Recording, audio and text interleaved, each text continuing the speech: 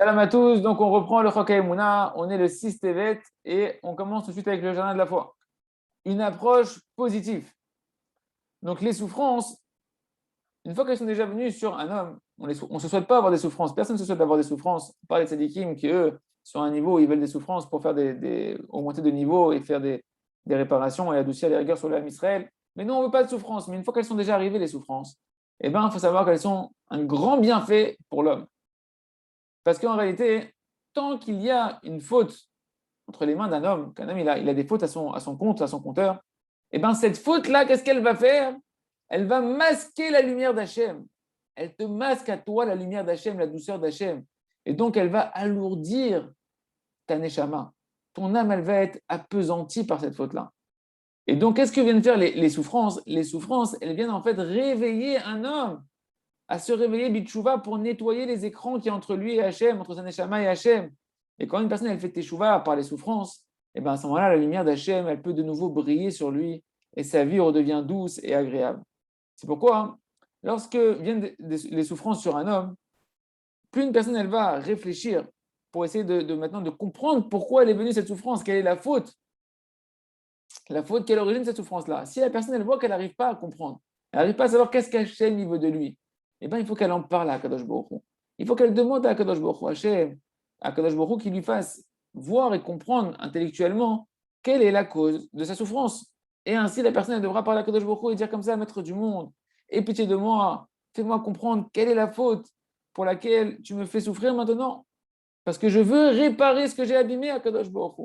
Juste, et continuer comme ça à parler à Kadosh Baruch Hu. Bien sûr, attention, n'oubliez pas les deux étapes de la Emouna, comme ça Hachem il veut, tout est pour mon bien. Cette dimension-là, on est dans le troisième niveau de la Emouna, où quand on cherche à comprendre l'origine de la souffrance, c'est une fois qu'on est déjà dans la simcha de la situation, qu'on est déjà dans l'acceptation de la situation.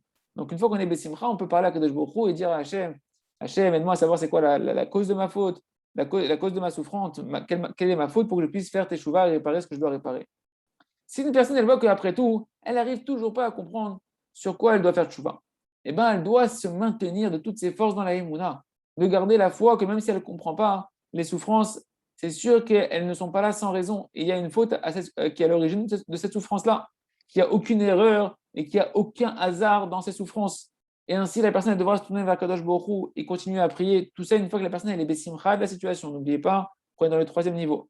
Et dire, maître du monde, évidemment qu'il n'y a aucune erreur, il n'y a aucun hasard dans ma vie, et que toutes les souffrances que j'ai une foi totale à Kadosh Baruch Hu, que ces souffrances-là, elles viennent de toi à cause d'une faute que j'ai dû faire. Mais malheureusement, je n'arrive pas à savoir Kadosh Baruch Hu, quelle est la faute que j'ai faite, qu'est-ce que je dois réparer, je t'en prie Hachem. Devant toi, tout est connu, tout est dévoilé devant toi. Et toi, tu sais exactement pourquoi tu m'as envoyé ces souffrances-là. Alors je t'en prie Kadosh Baruch Hu, pardonne-moi cette faute-là, même si je n'arrive pas à savoir c'est laquelle, pardonne-la moi. Je fais tchouva global et pardonne-moi cette faute qui est la cause de mes souffrances et fais que je organise des circonstances afin que dans ma vie, je puisse réparer de mon vivant cette faute-là qui est la cause de ma souffrance, etc. Et si malgré tout, une personne, elle voit qu'elle continue après ce genre de tchouva, là, ce genre de repentir, et ben, elle continue encore à avoir des souffrances, bien qu'elle n'a pas réussi à laisser la faute, qu'elle a fait une tchouva, un repentir global. Elle voit que les souffrances ont continué à s'abattre sur lui. Alors cette personne-là devra quand même, malgré tout, jeter son intellect et avoir foi que tout est pour le bien et accepter tout avec amour et avec soumission et devra dire dans son cœur, comme ça. N'est-ce pas que déjà, est-ce que c'est pas suffisant que j'ai énervé Akadosh Baruch Hu par mes fautes jusqu'à ce que Akadosh Baruch Hu il est obligé de m'envoyer des souffrances pour me réveiller et que ça fait mal à Akadosh Baruch Hu. Le fait de devoir m'envoyer des souffrances, ça énerve Akadosh Baruch Hu. Hachem ne voudrait pas m'envoyer des souffrances. Et maintenant, j'arrive pas en plus à faire tchouva, j'arrive pas à savoir quelle est la faute, quelle est l'origine de ma souffrance. Parce que maintenant, en plus, je vais commencer à me plaindre et avoir des questions sur Hachem, que Dieu m'en préserve. Parce que c'est ce qui se passe, une personne, quand elle ne comprend pas la cause de ses souffrances, elle commence à avoir des questions sur Hachem, Chaz Shalom. Le Tzara, il commence à dire, à lui faire des mauvaises pensées sur Akadosh Baruch Hu, que Dieu nous en préserve. Donc nous, on va se dire, est-ce que ça ne suffit pas déjà que j'ai énervé Hachem, que maintenant je vais me plaindre d'Akadosh Baruch Hu?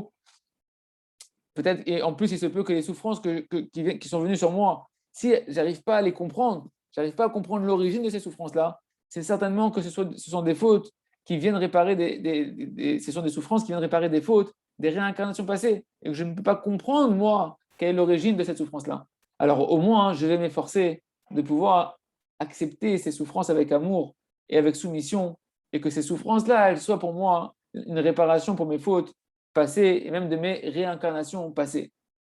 Kacher Adam, lorsqu'un homme, maintenant, il va commencer à accomplir ce troisième niveau de la Emouna qu'on est en train de voir ici, eh bien, Mamash, ça s'appelle que cette personne-là, elle a une Emouna totale, il ratson que l'on mérite de pouvoir toujours interpréter dans notre vie, grâce à la Hitbo des doutes, tous les événements et toutes les souffrances en se disant, comme ça Hachem il veut, c'est pour mon bien, et Hachem il veut me rapprocher de lui, et comme ça on puisse nettoyer les écrans qu'il y a entre nous et notre Neshama, entre Hachem et notre Neshama, et comme ça avoir une vie douce, heureuse et lumineuse. On continue avec le jardin des louanges.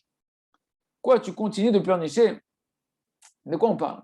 Le Rav dit, après des paroles merveilleuses comme on a vu, comme on est en train d'étudier ici sur la Emouna, je vois toujours les mêmes situations qui se produisent. Et après chaque cours que je fais sur le remerciement, etc., je vois qu'on a expliqué de toutes sortes de manières comment tout est pour le bien, que Mamash, il faut remercier Akadosh Baruch Hu sur tout, et que quand on remercie Hachem sur tous les problèmes, eh ben, on mérite toutes les délivrances, on peut sortir de toutes les souffrances, de tous les exils, etc., etc. Et je me dis, c'est bon. À chaque fois que je finis un cours comme ça, le Rav dit, je me dis, c'est bon, ça y est, tous ceux qui étaient au shiur ici, c'est fini, ils ne vont plus revenir, ils ne vont plus me poser des questions, ils ne vont plus me raconter leurs soucis.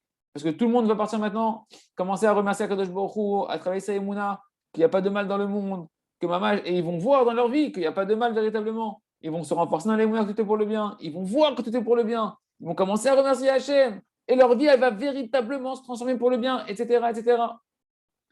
Et leur avait dit, voilà, je dis un tel shiur. Et dans ma tête, je me dis, ça y est, c'est fini. Celui qui a écouté un shiur comme ça, un cours comme ça, qui étudie les livres comme on est en train d'étudier, ça y est, il a reçu le message. Il va avoir foi en Kadosh Baruch Hu, il va dire merci, il va avoir une belle vie. Mais leur avait dit, ça ne se passe pas du tout comme ça dans la réalité. Directement, dès que je finis le cours, je commence à avoir une queue de gens qui viennent pleurnicher. Alors que je viens d'expliquer que le remède à tous les problèmes, c'est de remercier, eux, ils viennent et ils pleurnichent. Et leur avait dit, je ne comprends pas. J'étais avec vous, tu étais dans le cours, tu étais là, tu as entendu les paroles, qu'est-ce qui se passe? Peut-être que ces gens, ils sont miskénim, peut-être qu'ils ont un problème dans leurs oreilles, ils n'entendent pas ce que je dis. Ou ils ont un cœur bouché, que Dieu nous en préserve. Ou bien ils ne se sont pas concentrés dans les paroles que j'ai dit, ils n'ont pas entendu. Ce n'est pas logique. Pourquoi est-ce qu'ils viennent encore me voir? Qu'ils disent merci et qu'ils continuent leur chemin.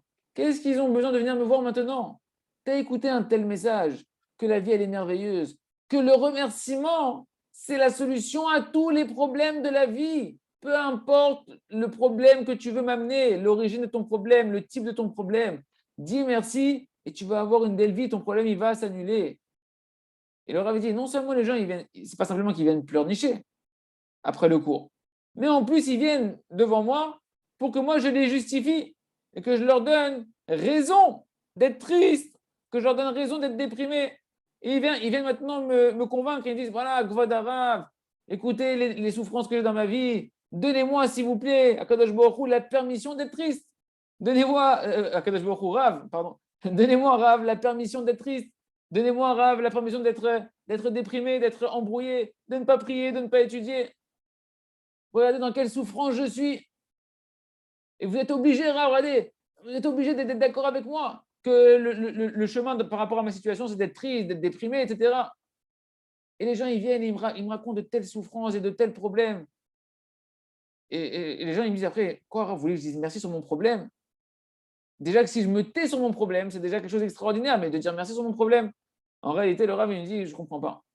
D'après la pensée de cette personne-là, alors il voudrait que moi, je lui dise, tu sais quoi, tu peux te détacher d'Akadosh Baruch Hu. Tu as une bonne raison de te détacher d'Hachem, parce que la tristesse, c'est se détacher d'Hachem. Tu as des problèmes? Toi, tu es en train de me dire quoi? La solution à ton problème, c'est quoi? De me détacher d'Hachem, d'être triste, d'être déprimé. Au contraire, plus une personne elle a un grand problème dans sa vie, et plus elle a besoin encore plus d'Akadosh Baruch Hu, plus une personne elle a un grand problème, plus elle a besoin d'avoir une grande émouna dans Hachem. C'est pour ça qu'on va dans le remerciement, pour aller chercher une grande émouna dans Kadosh Baruch Hu. Est-ce que tu as une autre solution? Est-ce que tu as une autre adresse que Kadosh Baruch Hu pour ton problème? Tant que tu as un petit problème, avec une petite foi en Kadosh Baruch Hu, tu peux solutionner ton problème. Mais si tu as un grand problème, tu as besoin d'une grande émouna énorme pour pouvoir transformer ce problème-là en bien. Et si tu me disais encore qu'un homme qui a des grands problèmes, et alors, à cause de ça, son cerveau, il s'embrouille et son cœur, il sait plus où est-ce qu'il en est. Ok, on pourrait comprendre. On pourrait comprendre encore. Le Rav me dit, le problème, c'est que moi, je vois des gens qui viennent après mon cours. Je leur ai fait un cours extraordinaire sur le remerciement et sur la Emouna, et ils viennent avec des petits tracas de la vie de tous les jours, et chacun avec ses mots à lui, ils veulent trouver une justification que moi, je leur dise, tu as raison, tu sais quoi, sois triste, sois déprimé, il n'y a rien à faire, ça ne sert à rien que tu pries, qu'est-ce que tu veux? Ne fais pas de beau des doutes, tu as raison, je te comprends. Le Rav veut me dire que combien on doit être attentif en fait aux paroles qu'on est en train d'étudier. Ce pas des paroles théoriques, c'est des paroles qu'on doit mettre en pratique. Il faut aller prendre son problème et en parler à Hachem, chercher à remercier Akadosh Baruch Hu et voir les délivrances véritablement. Et pas venir écouter le cours et dire ah c'était un beau cours et puis après on va appeler le rabbin, ah, j'ai des problèmes, je ne sais pas quoi faire. Écoutez, écoutez les paroles, les mettre en pratique, se mettre à les vivre, Bézat Hachem, et comme ça, voir de nos propres yeux combien véritablement tout peut s'inverser pour le bien, Bézat Hachem. On continue avec le livre à travers champs et forêts, aller parler dans les champs. C'est ce que Rabbeinu Akadosh nous dit dans la Torah 52 du Écoutez Moharan. Sache que l'essentiel de l'Aïd des doutes, elle est quand? Elle est dans la nuit. Au moment où le monde il est vide des perturbations des pensées de ce monde-là. Parce qu'en réalité, dans le jour, qu'est-ce qui se passe? Le monde il court après les vanités de ce monde-là. Et à ce moment-là, ces pensées du monde environnant, elles vont embrouiller la tête d'un homme et l'empêcher de pouvoir s'attacher et s'inclure dans Hachem Yitbarach, béni soit-il. Et même si toi, dans la journée, tu vas faire une bonne doute et que toi, tu n'es pas perturbé dans ta tête, que tu es posé, etc., me dire à Benoît Kadosh, malgré tout, le fait que le monde, il est en pleine ébullition, tout le monde est réveillé et que tout le monde est préoccupé et court après les bêtises de ce monde-là, eh bien, ça va être difficile pour toi de pouvoir t'annuler dans un Kadosh Baruch Hu, dans ta bonne doute, dans la journée. C'est pour ça que c'est bien de le faire la nuit. Autre condition qu'il lui dit Rabbeinu, c'est bien également de faire une bonne doute dans un endroit particulier, en dehors de la ville, dans un chemin solitaire, dans un endroit où là-bas, il n'y a pas des pensées d'hommes qui traînent là-bas. D'accord? Parce que dans un endroit où les hommes y vont, donc c'est bien de sortir carrément dans un endroit où il n'y a jamais personne qui va là-bas. Parce que dans les endroits où les hommes y marchent dans la journée, et que dans leur journée, eh ben, dans leurs pensées, il y a plein de pensées de ce monde-là, eh bien que maintenant, tu es dans un endroit où il n'y a personne, mais les pensées qu'ils ont eues dans cet endroit-là, elles vont venir t'embrouiller dans ta idée des doutes et elles vont perturber ta concentration et ta capacité de t'attacher à Kadosh Baruch Hu. Et donc la personne, on va avoir du mal, nous dire à Benoît Kadosh, de s'annuler et de s'inclure dans un Kadosh Baruch Hu, béni soit-il. C'est marqué encore ailleurs dans Chaim Moharan, dans la Sira 72. Et là, Rabbeinu, il dit que Rabbeinu a dit qu'en hiver, toute la végétation, eh ben, on voit que c'est comme si elle est en train de mourir. Parce que toute leur force en hiver, elle diminue, comme dans la dimension de la mort. Mais quand vient l'été, quand vient plutôt le printemps, eh ben, à ce moment-là, toute la végétation, elle se réveille. Et à ce moment-là, combien c'est bon de dire à Benoît Kadosh de sortir parler à Kadosh Baruch Hu dans les champs, dans les endroits de verdure, d'aller parler dans la dimension de la prière, de supplier à Kadosh Baruch Hu avec des désirs à Kadosh Baruch Hu de se rapprocher de lui. Et à ce moment-là, Kol Siach Hasadeh, tout le langage, toute la conversation des chants, c'est-à-dire toutes les louanges de la végétation, parce que toute la création, elle chante à Kadosh Baruch Hu constamment, et même les herbes, les plantes, etc. Amatrilim, que c'est le moment dans l'été, dans le printemps, que la végétation, elle se met à revivre. Et ben tous ces chants de la nature, tous ils vont venir s'inclure et donner de la force à la prière de celui qui vient prier dans les champs et dans les forêts à ce moment-là. Et il dit encore ailleurs dans l'écouté Moharan, Tignana, enseignement 11, sache que lorsqu'un homme il va parler et prier dans les champs, alors toute la végétation, elle vient dans sa prière, dans ta prière, pour t'aider à faire monter ta prière vers Akadosh Baruch Hu. Et elles vont donner de la force à ta prière. C'est pour ça qu'on appelle la prière, on l'appelle Sira. Sira, c'est une conversation avec Akadosh Baruch Hu dans la dimension de Siach Hasadeh, la végétation des champs. Dans Bereshit, c'est marqué la végétation des champs, c'est marqué Siar. Siar, c'est comme Sira, c'est comme une conversation. Végétation et conversation, c'est les mêmes lettres. Que en réalité, toute la végétation, toute la conversation de la végétation des champs, eh ben, vont venir et donner de la force à la prière de celui qui vient prier dans les champs. Et ça, c'est ce qui est marqué que Yitzhak, dans Bereshit, c'est marqué que Yitzhak, il est parti parler à Hachem dans les champs. Et comment c'est marqué là-bas? La Souar Basadé. Il est parti parler à Hachem dans les champs. Pour nous dire quoi? Que sa prière, elle était accompagnée de la force de toute la végétation. Souar et Siar, la végétation et la parole, c'est la même chose. Que toutes les herbes des champs, elles sont venues donner de la force à Yitzhak Avinu dans sa prière pour faire monter sa prière encore plus vers Akadosh Baruch Hu. C'est pour ça qu'on appelle la tefila, nous dit Rabbeinu, sicha, une parole, une conversation avec Akadosh Baruch Hu dans le même langage que la végétation. C'est pourquoi un homme qui peut accomplir la Hitbodedut dans ces conditions-là qu'on a mentionnées, alors son niveau il est très très grand. D'être dans la nuit, dans un endroit en dehors de la ville, où personne ne va jamais là-bas, etc. Extraordinaire. Mais la majorité des gens, et en particulier les femmes, elles ne peuvent pas accomplir ce conseil-là. Une femme ne peut pas aller dans la forêt, dans les champs, ce n'est pas de sa noix. Et la plupart même des hommes, on n'arrive pas à faire forcément ce conseil-là. Alors c'est sûr que malgré tout, le niveau de la Hitbodedut, il est énorme, même sans ces conditions-là. Le fait même de faire ton Hitbodedut, même dans la journée, même dans une chambre, c'est extraordinaire. Comme Rabbeinu Akadosh lui-même, il a écrit dans la Torah qui parle de la Hitbodedut. Là-bas, qu'est-ce qu'il a dit? Qu'un homme, il doit faire Hitbodedut dans une chambre ou dans un champ, dans un endroit de verdure. Et qu'est-ce qu'il a précédé, Rabbeinu? Il a d'abord dit une chambre et après dans un champ. Pourquoi? Pour t'enseigner que l'essentiel, c'est déjà que tu puisses arriver à poser ton esprit, à faire une prise de conscience et à avoir une tranquillité à l'intérieur de toi. Peu importe où tu es, trouve un endroit où tu vas être tranquille. Et c'est ça l'essentiel de la Hitbodedut. C'est pas de se retrouver en pleine forêt et avoir peur. Non, c'est de se retrouver dans un endroit où tu es paisible, où tu peux te calmer et te remettre avec Kadosh Baruch Hu pour pouvoir reconnecter ton âme, Bezat Hashem. Il y a un qu'on puisse faire aujourd'hui notre heure d'Hitbodedut, au moins Bezat Hashem. On continue avec le livre Le Jardin de la Sagesse, la confiance en soi. Combien elle est grande et extraordinaire la qualité de la foi. N'est-ce pas que la Emouna, c'est elle qui a donné, la foi, c'est elle qui a donné à notre simple de l'histoire, le Tam Akadosh, c'est elle qui lui a donné toute la confiance en lui-même, qu'il a pu être en paix et en tranquillité avec lui-même, en sérénité. C'est cette Emouna-là qui lui a empêché d'être en controverse, en guerre intérieure. Ça a calmé toutes les guerres intérieures de lui-même. Toutes les guerres qu'on a à l'intérieur de nous, les tiraillements qu'on a à l'intérieur de nous, ne proviennent que d'un manque de Emouna, d'un manque de foi.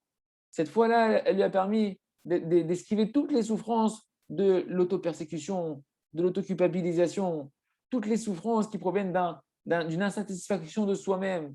D'accord? Toutes ces souffrances-là qui sont un manque de confiance en soi. Et pourquoi lui, il n'avait pas tout ça? Pourquoi il était heureux? Parce que Pachout, il était heureux de sa part, heureux de sa vie, dans tous les détails, grâce à la Emouna que tout vient d'Akadosh Baruch Hu. Et cette Emouna-là, c'est elle qui a donné au Tam la possibilité d'être en paix avec tous les hommes.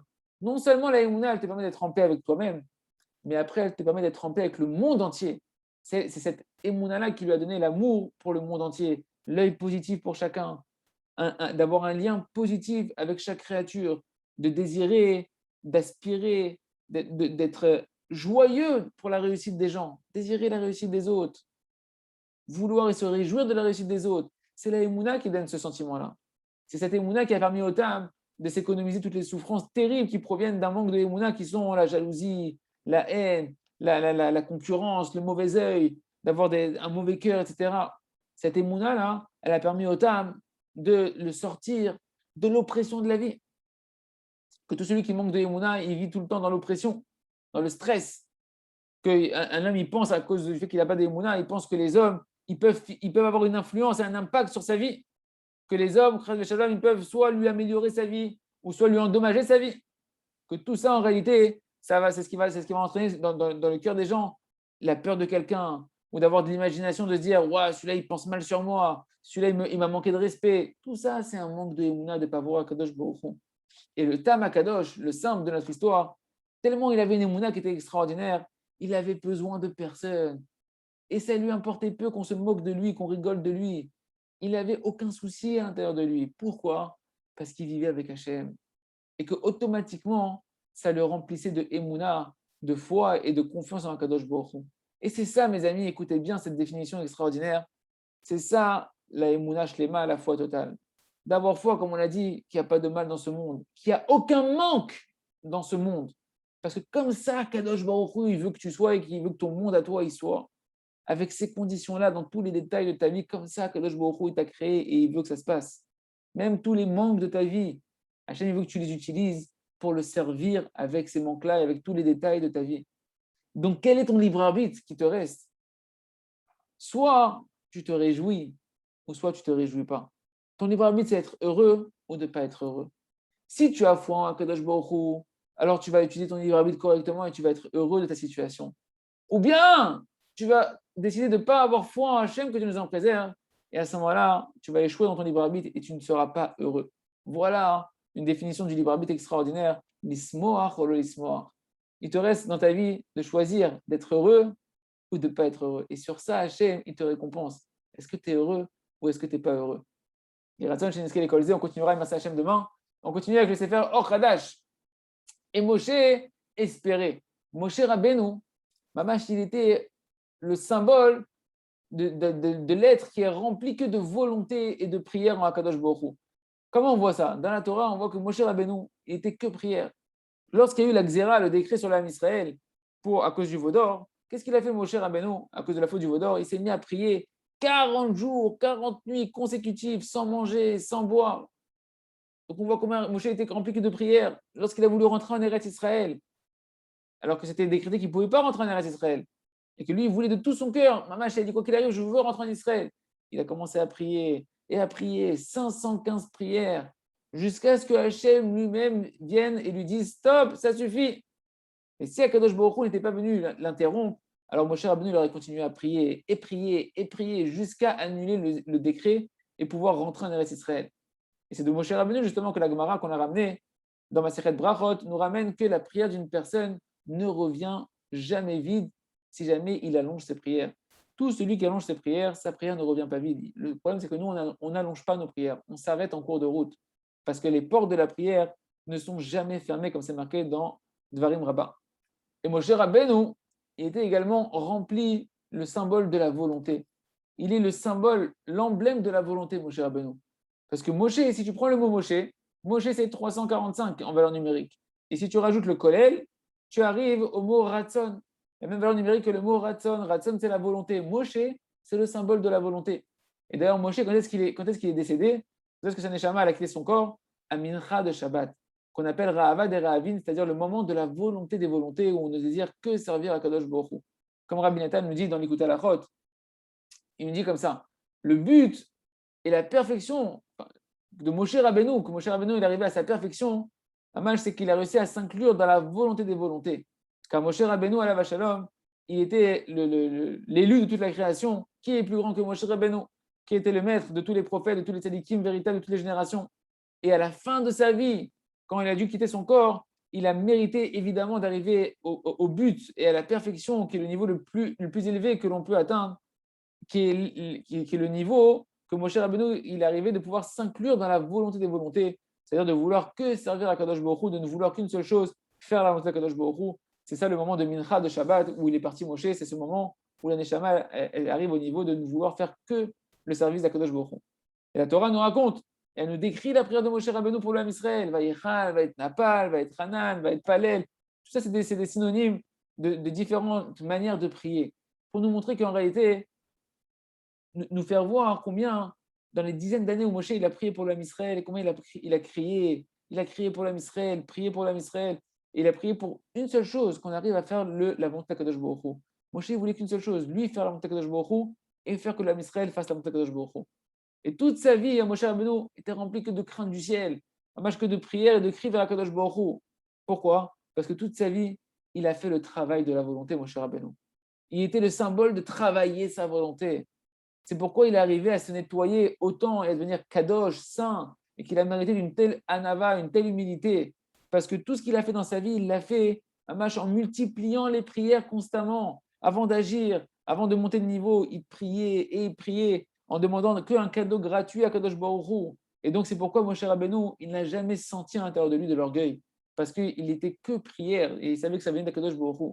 Mais lorsqu'une personne maintenant, elle va marcher sans la prière, et sans le travail de la volonté, et qu'elle veut marcher avec la force de son bras, c'est-à-dire que c'est moi qui fais, et je vais réussir, etc. Même si une personne a réussi, même si une personne elle tient bon dans des épreuves sans prière, le Rav nous dit, oi, malheur à cette réussite, malheur à cette honte qui a amené l'homme à l'orgueil, qui a amené l'homme à augmenter le sentiment d'existence propre détaché d'Akadosh Baruch Hu. Il se trouve donc que si une personne ne travaille pas, ne fait pas le travail de la volonté tous les jours, de prier sur un sujet pour recevoir l'aide divine dans ce sujet-là, eh ben, elle ne pourra jamais arriver à la véritable réussite. Soit, quand elle va chuter, elle va se déprimer et s'attrister. Ou bien, si elle réussit sans le travail de la volonté et de la prière, eh ben, elle va tomber dans l'orgueil. La seule véritable réussite, c'est lorsqu'on travaille, qu'on fait sa mission véritable qui nous incombe à nous, en faisant le travail de la volonté de prier à Kadosh Baruch Hu, de vouloir changer en priant à Kadosh Baruch Hu, et d'être conscient que chaque petit changement que l'on fait, c'est un cadeau d'Akadosh Baruch Hu qui nous rapproche d'Hachem, qui nous remplit d'humilité. Chazak ben Chazak et Hassan, qu'aujourd'hui on puisse faire notre travail de la volonté, notre travail de Taratson, dans notre œuvre de des doutes, de prendre un sujet tous les jours le même et de demander de l'aide divine pour changer en bien. Chazak ben Chazak.